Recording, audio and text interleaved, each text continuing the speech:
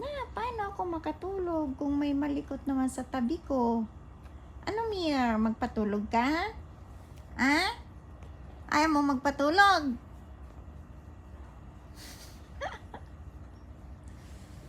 Tapos yung isa dyan, hindi naman mapakali, gustong umakyat. Ay na, inaabangan niya si Mingming, ay nandito na siya, masaya na siya dito.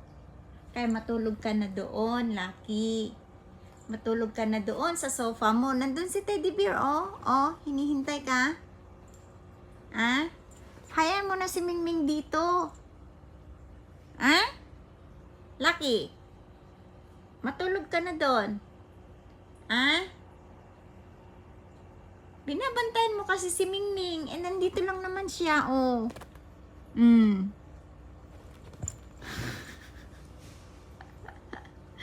Gusto mo din umakyat?